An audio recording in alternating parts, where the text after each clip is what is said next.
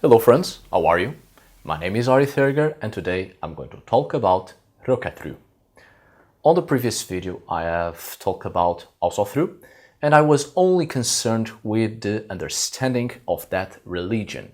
So I was completely impartial as much as I could so that my own perspectives wouldn't diverge from the concept of that religion. I wanted to show you what Rökkatru was all about, the basics, and giving you a glimpse of the modern understanding of Northern European pagan traditions through the modern reconstruction, religious reconstruction, which is Rökkatru. Today I will take a different approach. I will tell you what Rokkatru is, but I will also share with you my own understanding of that spirituality, precisely because it is a spirituality and not a religion. So in its essence, it's free from a religious structure and becomes something more personal and something we can reflect upon. Rokkatru isn't just a spirituality, but it's also highly philosophical. So with no more delay, let's get started. As you might have noticed, the word Rokkatru sounds somewhat familiar because it's very similar to the word Ragnarok. I've talked about Ragnarok before, Rok meaning doom, but somehow there was a certain confusion with the word Rokkatru, which means twilight. So Ragnarok wrongly became translated as Twilight of the Gods. But on the other hand, surprisingly, that wrong translation actually applies pretty well to the entire concept of Ragnarok and Rokkatru. Here's why. In Rokkatru, the main focus of the word is in the concept of twilight, shadow and darkness. Twilight represents the coming of darkness, the end of a day. Light fades and night comes and it covers the world, which metaphorically represents the fading of the power of the gods of Asgard, which are gods linked to light, the power of the sun, order, the manifestation of the social life in a society and the need to maintain order or everything falls into chaos.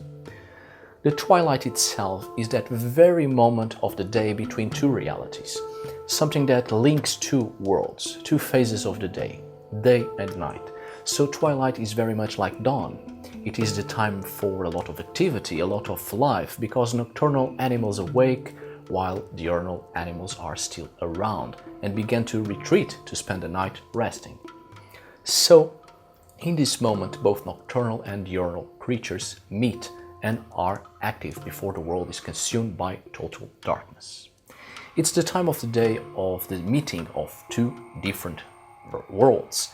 Perhaps in our modern view of the world, it is difficult to understand this, but nowadays for most of us, the day begins at dawn.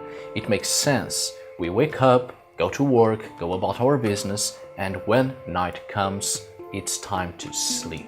So twilight in a modern perspective means the end of the day, and between being asleep and then awake, there is nothing. And at dawn, with the breaking of a new light, the day begins. But to our pagan ancestors, twilight seemed to be precisely the opposite from our modern perceptions. The day ending with the sunset and beginning with the twilight. The night came before the day, but night was already the new day. The first calendars were moon calendars. In prehistoric times, our ancestors moved during the night, in darkness, to avoid being seen by their worst predators, other humans. The pagan festivities began at night before the day of the festival, and so on. So Rokkatru is much more focused on a primitive view of the world, rather than the concept of the world from the point of view of civilizations, when the mind of our ancestors started to change. Our daily routines based on the sun and the light, when we progressively started to shut ourselves from the natural world. The night became distant, the world of wild beasts, unseen dangers. We have shut ourselves in our civilized centers and abandoned the primitive instincts. We have abandoned our connection with the natural world. And order became the main priority, because in our civilized cages, our raw primitive instincts still pulse and hunger for freedom. So we have built for ourselves a civilized order to maintain the beast within, And so we started to worship the gods of order and light, and the gods that, in their might, they seem to bring balance to the world. But such gods are, in their essence, the personification of an order we have imposed ourselves. So we do not stray from the course of the civilized world. So we don't go back to our primal instincts. So this is Twilight, Ragnarok, the twilight of the gods, because it's the end of order, the end of the power of the gods, and the power is given to the first gods that were here before the gods of order. The power goes back to the first primitive beings before the Aesir came and imposed their own power over the other races. The power returns to the primal beings who predate the more familiar Aesir and Vanir pantheon of deities. These beings are often the spirits of primordial concepts of the elements and the other side of reality which in our modern societies became a taboo, such as death, for instance. But more of that later. Trust me, you will understand this point of view when I start to compare this spirituality with other philosophical understandings, such as Satanism. Oh yes, you heard me, Satanism. But don't step back just yet. Stay till the end before you jump into conclusions and start your judgment. You will understand what I am saying further ahead.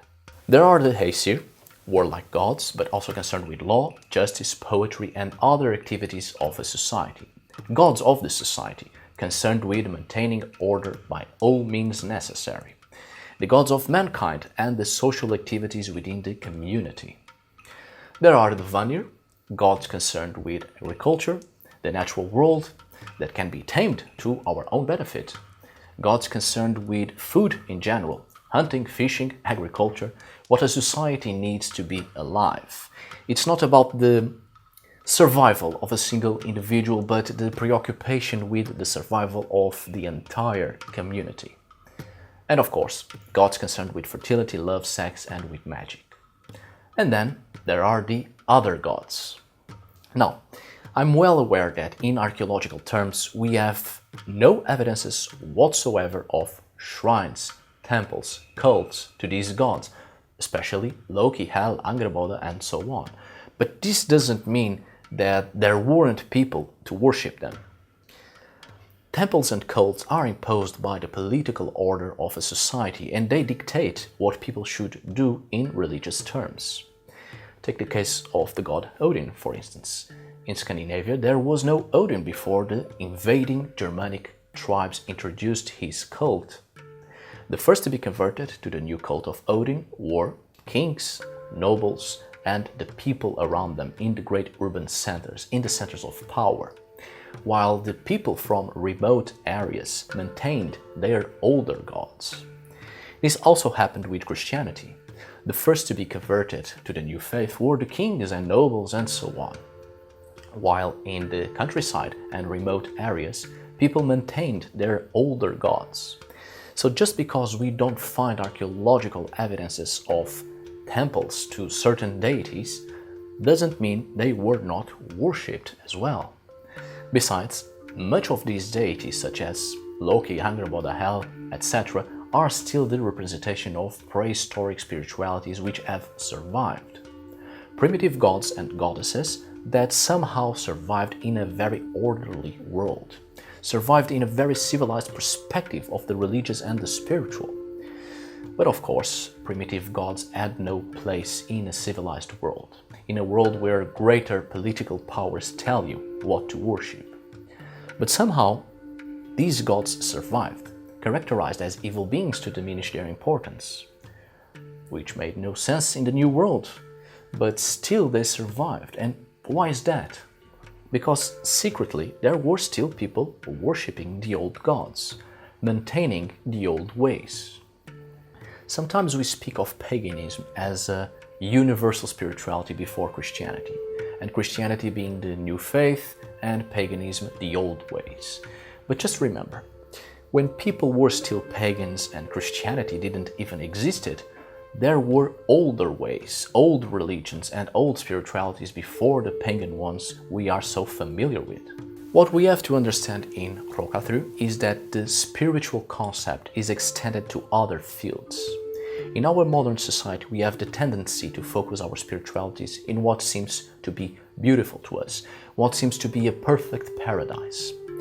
Our collective consciousness was greatly influenced by Christianity and other such religions, so it's very hard to let go of that.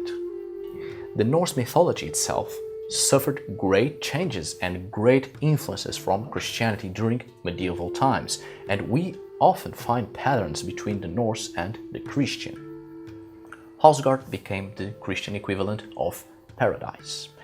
Odin seems a lot like the Christian god.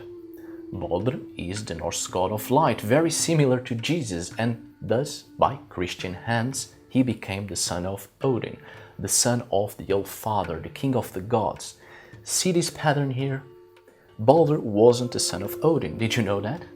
This concept and many other realities within Norse mythology were greatly influenced by Christianity.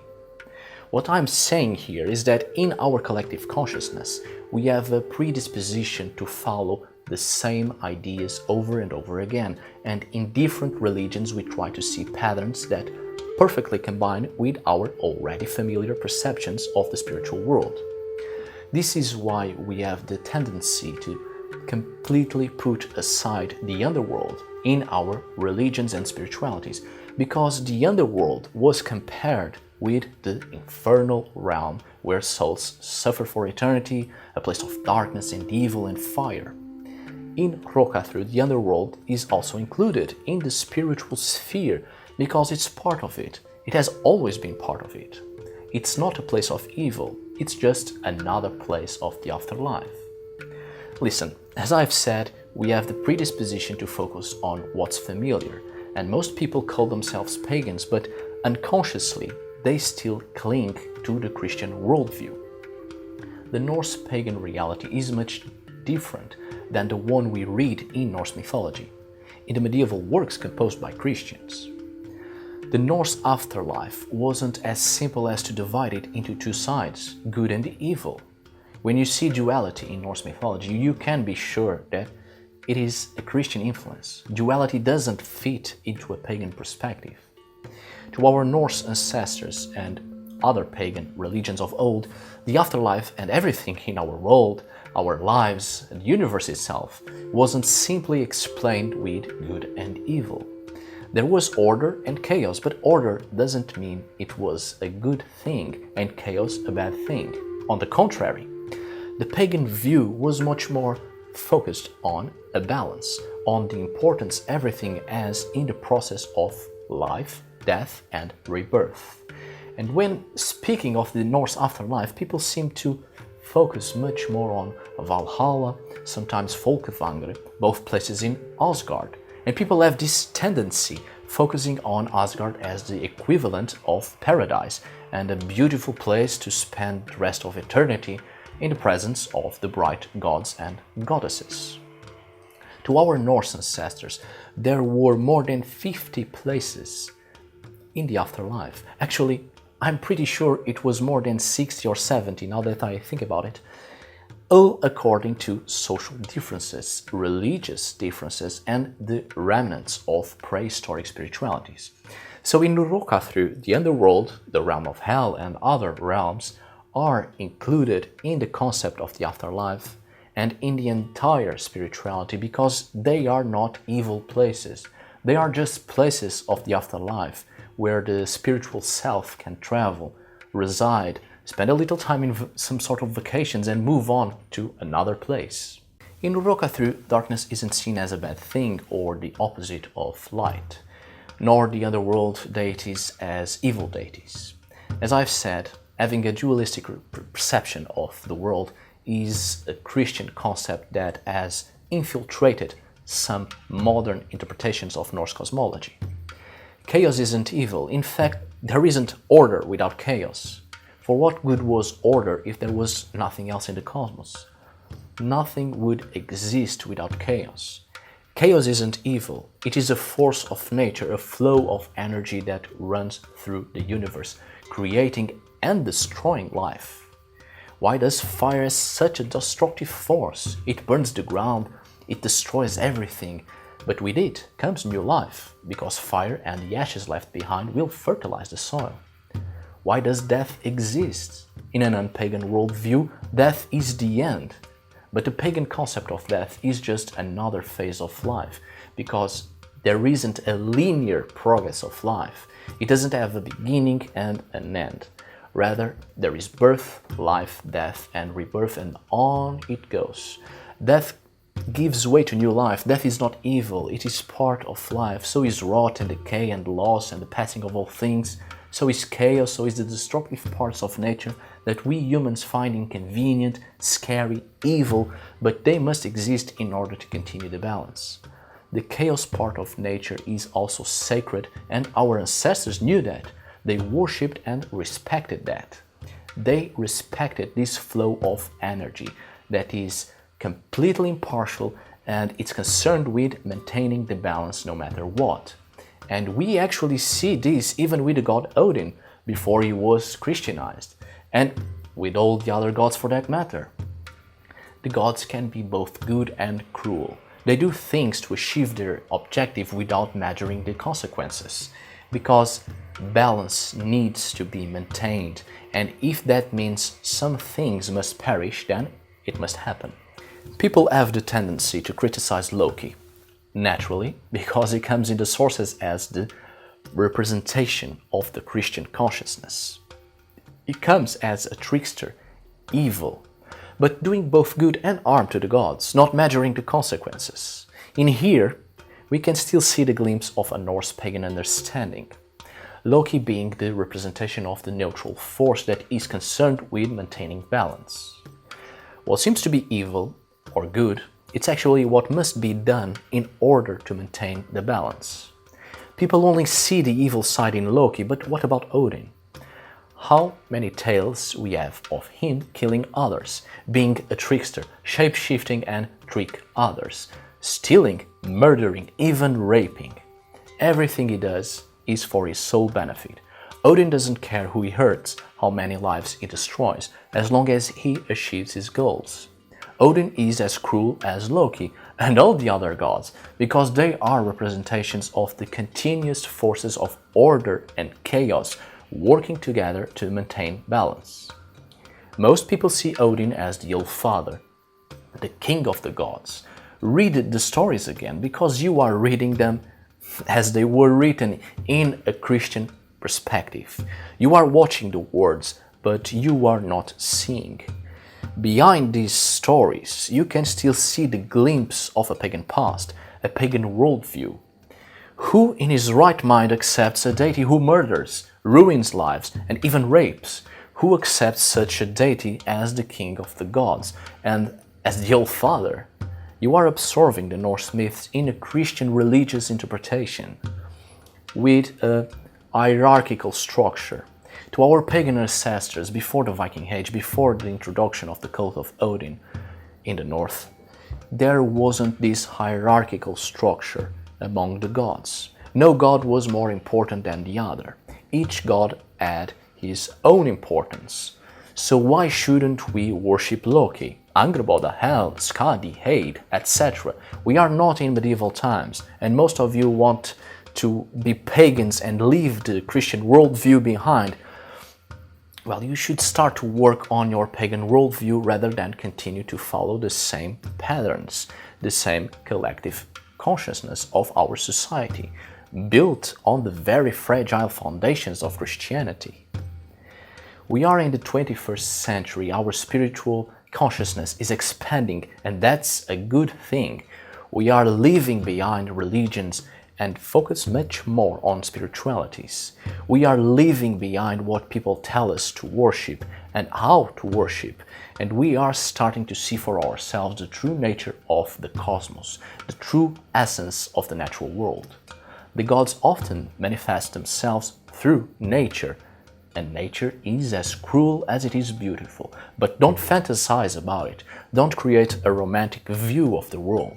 There is a darker side, but that doesn't mean it's evil. Just like a brighter side, sometimes it isn't good. The gods are not divided into categories of good and bad gods. They are all worthy of honor. Let me explain that in a better way. Yes, now I'm about to make comparisons with Satanism. Let me just breathe a little. Rökkatru, in its spiritual form, is focused on a more primitive aspect of the world. It's not just about the gods of the underworld, it's about all the gods, but seen as a crucial manifestation of balance. Of course, while others prefer to focus much more on the Aesir and the Vanir, in Rokkatru people focus much more on the other gods, which are manifestations closer to the chaotic side of the universe. Now, chaos doesn't necessarily have to be a bad thing and order a good thing.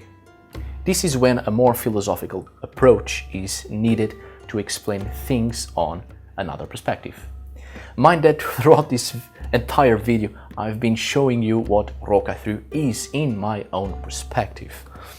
Many people who have this sort of spirituality may not agree with me, others will agree with a couple of things, and as such, what I'm about to say, a lot of people may not agree. In my own perspective and in philosophical terms, I would compare Rokkatru with Satanism. Not worshipping the devil, the dark side, eating children at breakfast and sacrificing to goats. No, please, you are starting to know me. I do not make videos for little children. What I'm saying here is that there are a lot of similarities between Rokkatru and Satanism in philosophical terms. Let me explain. In a lot of religions, including the Norse pagan one, the material creation of the cosmos is the work of a single powerful deity, Yahweh, God, Zeus, Odin, and so on. It is the same view over and over again. A single powerful God. Doesn't matter if other gods exist or not, but this single deity is responsible for creation, the shaping of the world, the creation of the human beings. But there is another side to the story. What if this deity is actually the evil one? This deity is associated with light, the giver of light and life, but this light can be a metaphor for a lie, an illusion, something so bright that blinds us. The message that this deity spreads is that it is a kind of savior. I'm not just talking about Odin, also Zeus and the Christian God, Yahweh, etc. This seemingly savior can be a tyrant in disguise. This god enslaves souls, imprisons them, blinds them and feeds them illusions, illusions of light, of salvation and creation. We see this with the Christian God. People are bound to his will. Like sheep, they follow blindly the words of God, and he forces people to worship him only. We have a variety of accounts of God being cruel, vengeful, forcing people to praise him and no other gods, because he is the true God and the one bringing salvation. On the other hand, you have Lucifer, the morning star, the bringer of light, a character who frees himself from God and comes to mortals with knowledge, with words of freedom.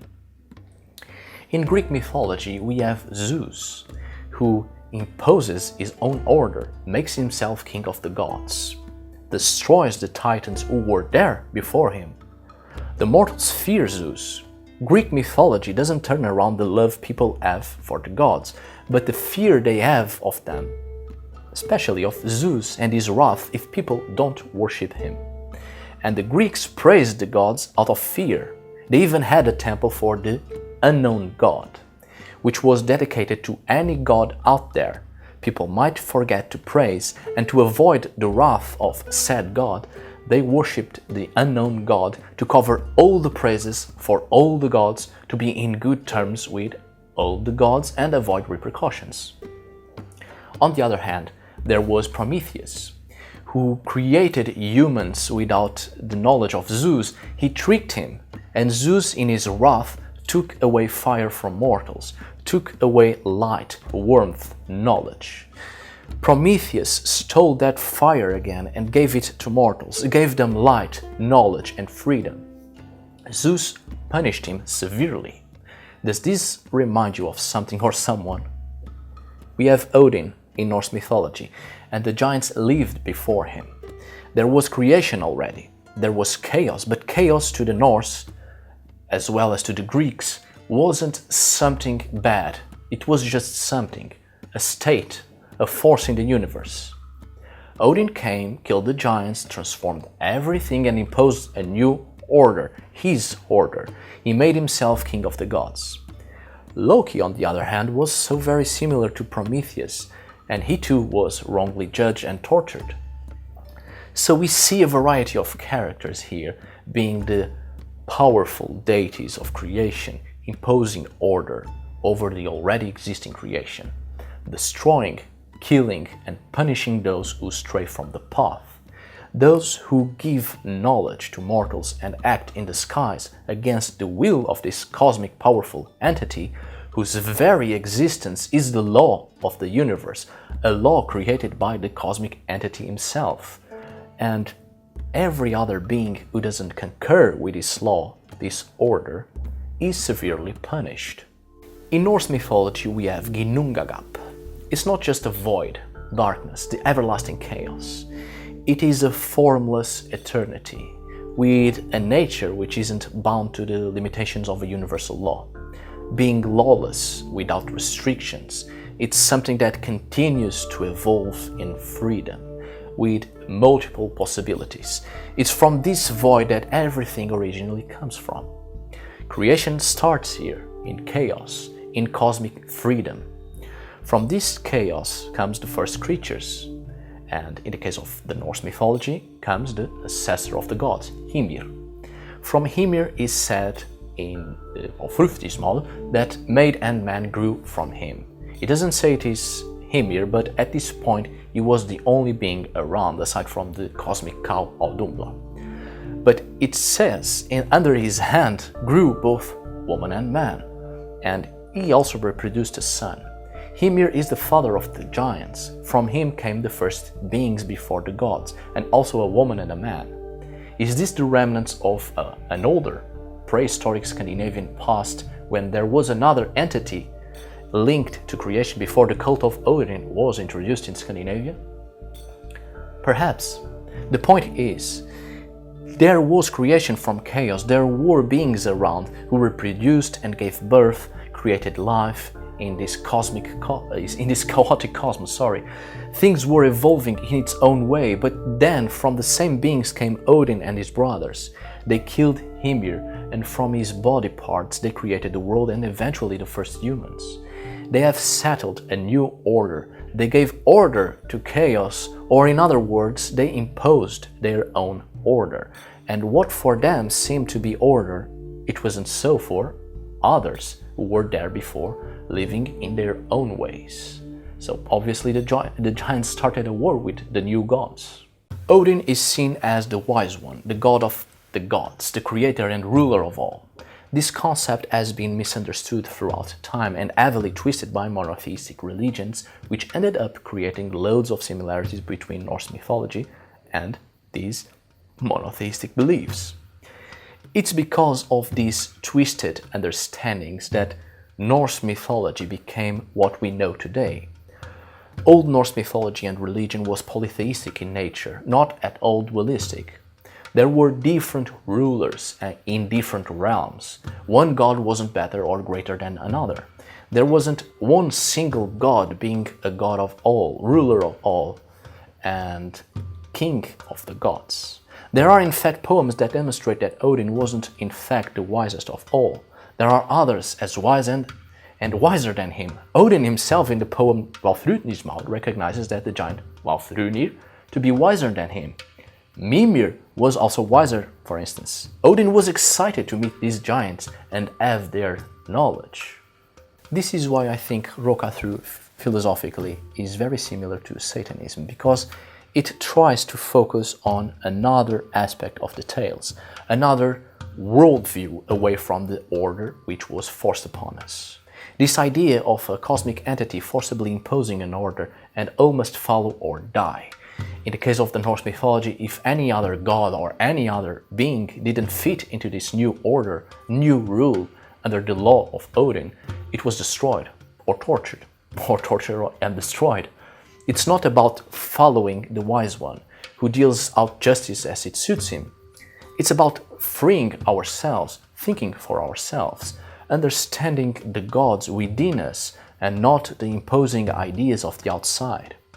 This is why Lucifer, Loki, Prometheus are the metaphors for spiritual freedom and knowledge, because they suffered trying to give us that freedom and knowledge so we could be free and do things for ourselves and not blindly follow this cosmic law forced on us.